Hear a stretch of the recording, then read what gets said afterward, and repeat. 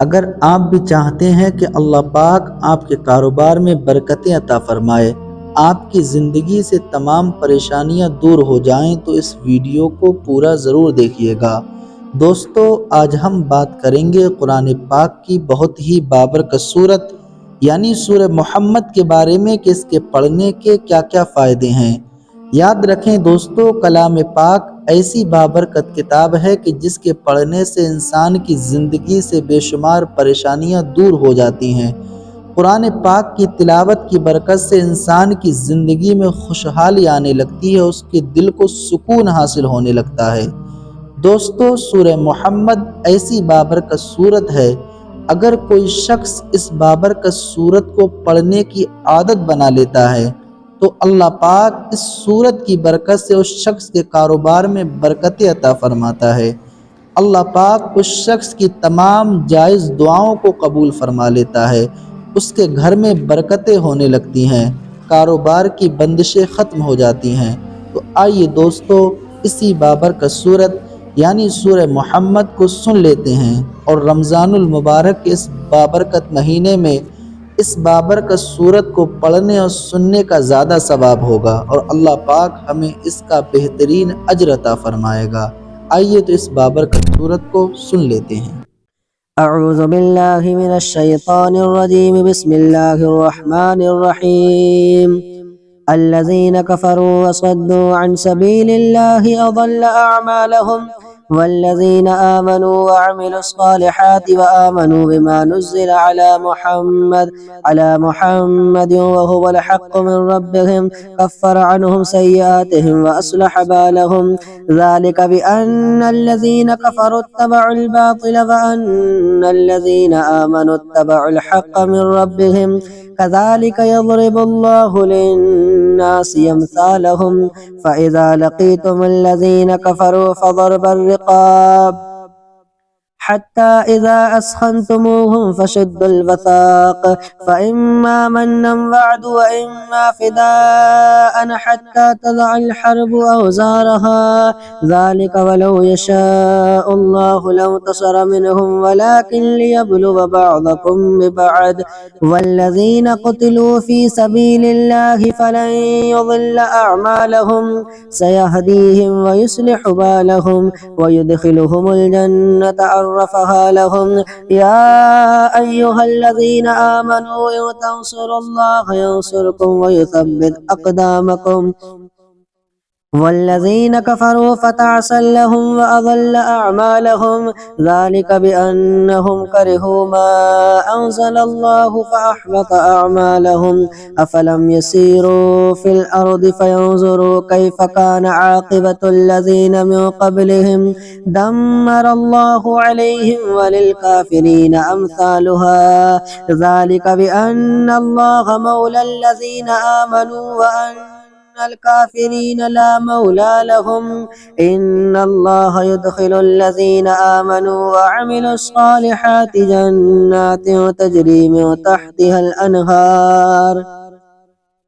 वल्लज़ीना कफ़रू यतमत्तऊन व यअकुलून कमा तअकुलुल अनआमु वन्नारु मस्वल लहुम व कअय्यिन मिन क़र्यतिन हिय अशद्दु क़ुव्वतन मिन क़र्यतिका अल्लती अख़रजतका अहलकनाहुम फला नासिर लहुम अफ़मन कान अला बय्यिनतिन मिन रब्बिही कमन ज़ुय्यिन लहु सूअु अमलिही वत्तबअू अहवाअहुम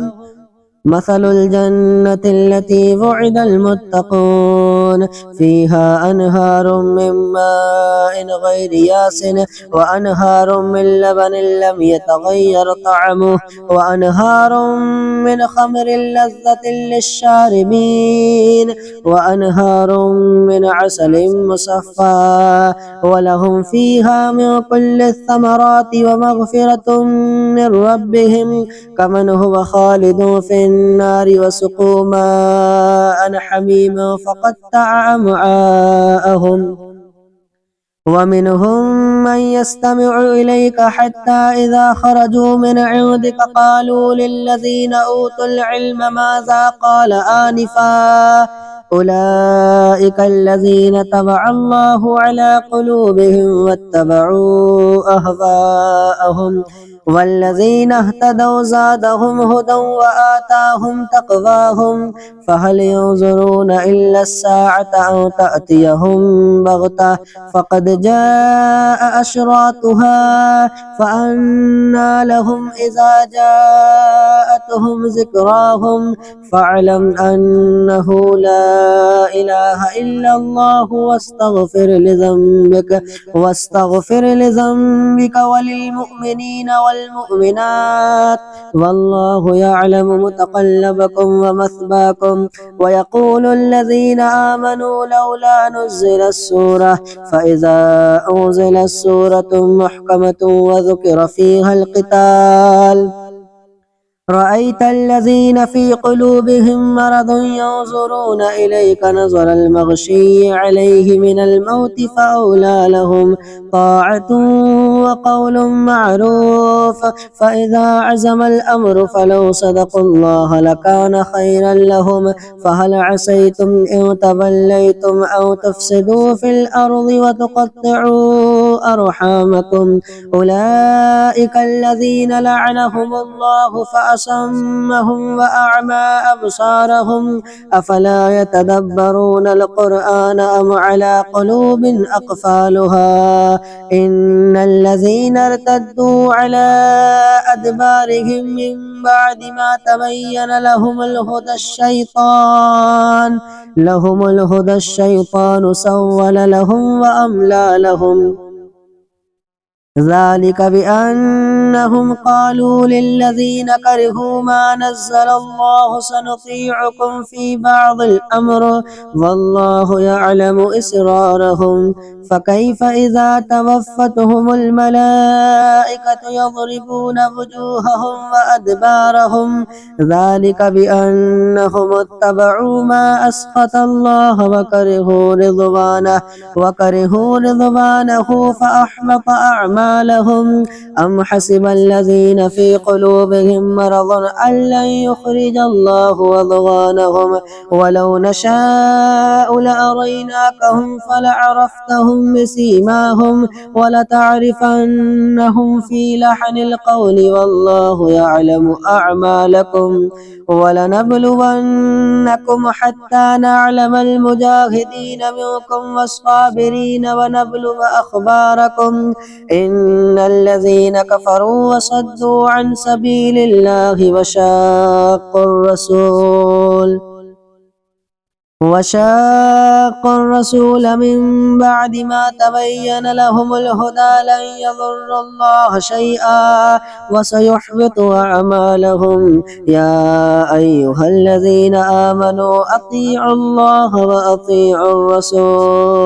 وأطيعوا الرسول ولا تبطلوا أعمالكم إن الذين كفروا وصدوا عن سبيل الله ثم ماتوا وهم كفار فلن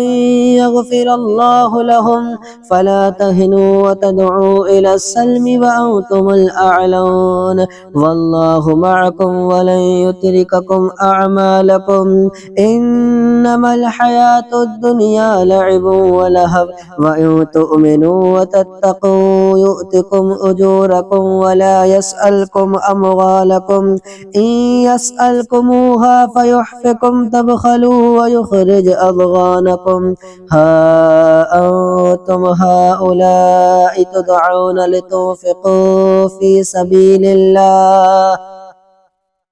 فمنكم من يبخل ومن يبخل فإنما يبخل عن نفسه والله الغني وأنتم الفقراء وإن تتولوا يستبدل قوما غيركم ثم لا يكونوا أمثالكم